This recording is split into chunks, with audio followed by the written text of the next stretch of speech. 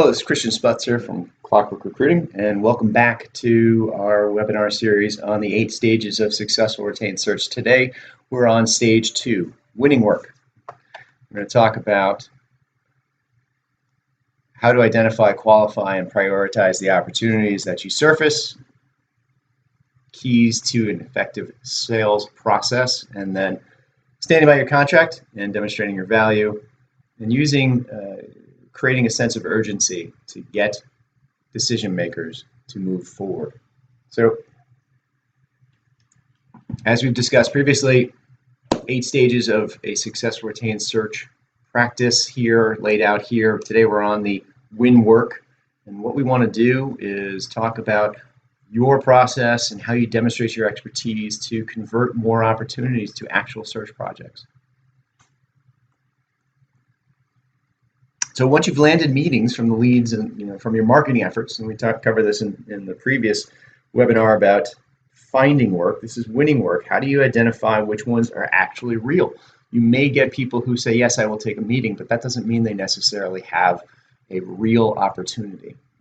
In terms of business development or sales, an opportunity is one that has the potential to close and convert into a real search project. So using basic sales 101, we want to talk about identifying real opportunities from just noise. So whenever you have a meeting, you need to ask the questions of the people that you're dealing with. Do they have the budget to actually make the hire? Do they have the authority to hire you? You may be having a conversation with someone who will happily take a coffee meeting, but may not have the authority to actually hire a search firm. Do they have a need? Do they have a need that you can actually help with? Do they actually need to hire a senior level executive, and is it something that they're looking to do in a relatively near future? Do they have the timeline? So budget, authority, need, and timeline, asking those questions and getting the right answers will help you weed out real opportunities from maybe some noise in the meetings you're having.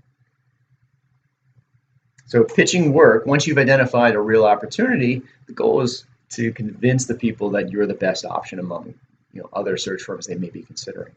So you want to research the company before you have that meeting. You want to make sure that you're able to apply your previous work and make it relevant to their current challenges and explain your process. You want to demonstrate that you're not just someone with a LinkedIn account and a phone. You have a process that leads or increases the likelihood of success. We talked about having a search process and how that is going to increase your effectiveness and efficiency in search execution.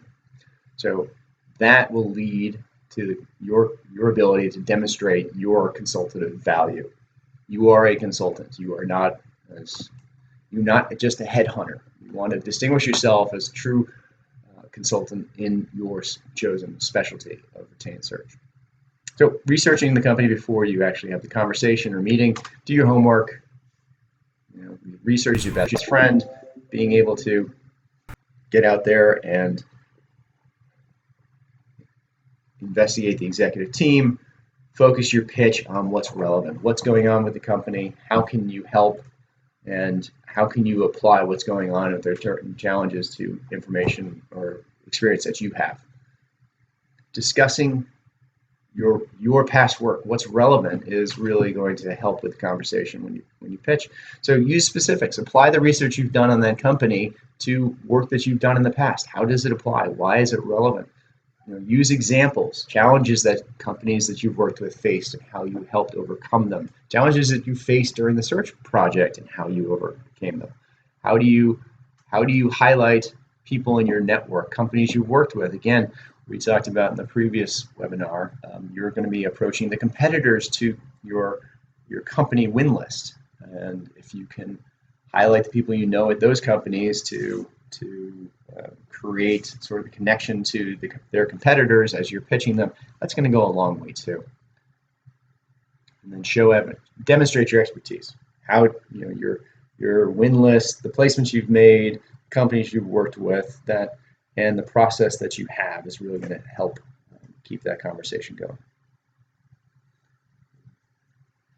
as you can tell, we're heavily focused on the process, sort of the focus on the science of search so that you can do the art of search, the science being the foundation of good search execution. So really focus on the idea that you are a true consultant with a process, that you have the process and you can explain the process and explain to your client that it's not just go find good candidates, that there is a strategy and there is a search execution process. We're going to get into that in the coming seminars, because that's the sort of the meat and potatoes of this. But you need to demonstrate to them that you have a process, and again, not going to just start dialing for candidates.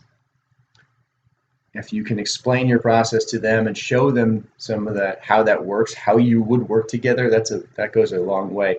With our customers at Clockwork, they will actually invite their prospective clients into a project to show how they use our online collaborative tool to collaborate with the clients throughout their process. But however you do search execution, you want to start that conversation very early on with your clients so that they understand what they're getting into when they hire you.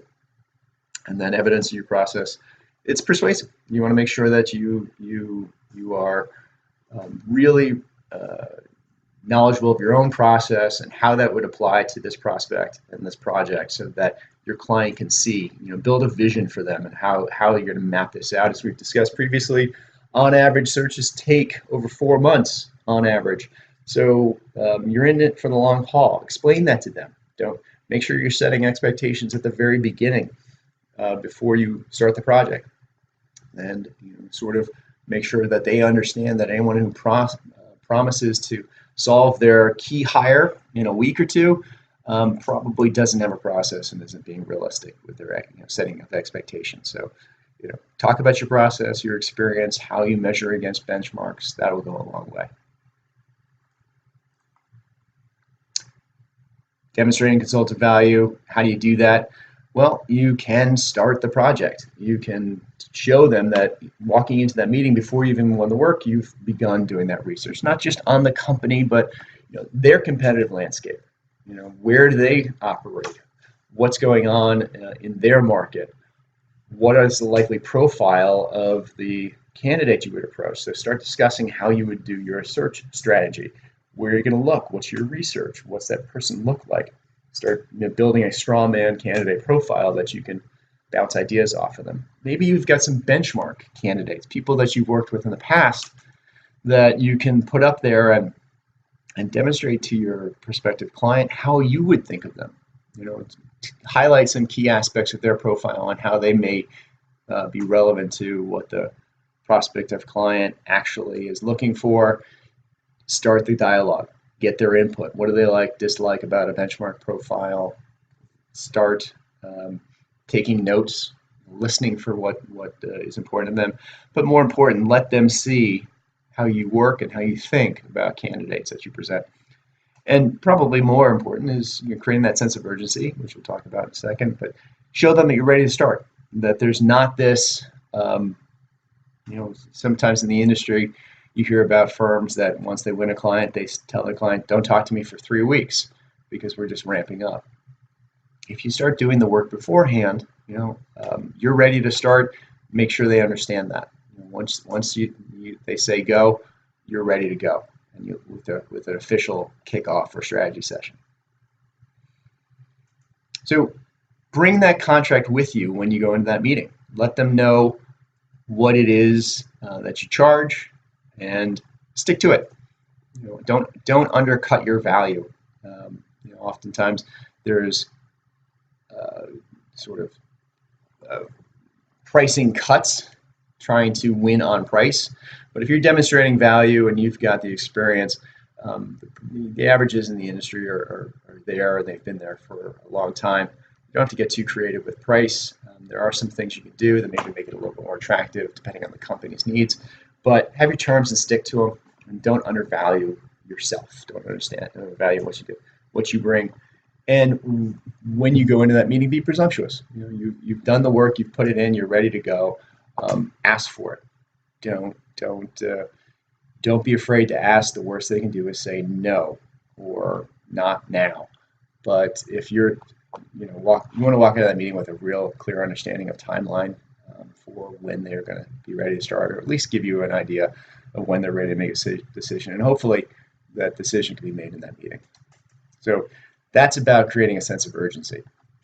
Oftentimes, you've got clients who are thinking about hiring a search firm because they're thinking about a key hire. But days to placement is a good indicator and a good level or an ability to set expectations for your client or prospective client. We talked about days to placement being on average 123 days for retained search projects. Let them know that. Let them know that by the time they sign the contract to the time that the candidate is actually placed, just verbal acceptance, you're talking 4 months. When that candidate actually starts, there's usually 2 to 4 to 6 weeks lag time. Then when they actually start getting up to speed, ask the question of your client, when do they want this person to start demonstrating value to the organization? So they're going to say right away. And then you have to frame their expectations to reality, against reality. And while they may know it and be able to accept it, it might create a sense of urgency if you spell it out for them. That you're talking, time to value, not time to hire, but time to value. It could be a year. So every day that they let go by is affecting their bottom line. So establishing that time frame to get in their head that this needs to happen now. They can't afford to wait. Continuity. This is, again, we talked about this in the previous seminar. You want to do things that you can repeat, that you can do with discipline. So honing your process, honing your pitch, honing your specialty. Don't stop business development. Keep doing it. Even if you scale it back some, you still got to do it as part of your regular practice. That's going to be the key to continuing to have a pipeline of opportunity for you. It's a simple process, but it's often hard to do. So hopefully this was helpful in terms of how you think about winning work. If you'd like to learn more information about this or anything that we offer, you can go to clockworkrecruiting.com to examine some of the ways we're helping retained search firms work better with their clients and improve how they do search. Thanks, and we'll see you on the next seminar.